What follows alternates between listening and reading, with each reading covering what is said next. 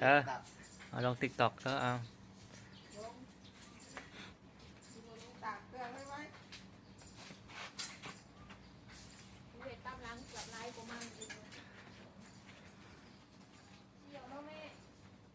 เกี่ยวมันเนาะ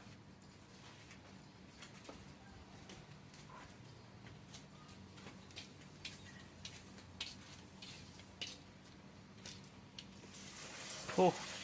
โอ้ยคนละโทุตุ้ยขนาดแม่บังน้ำ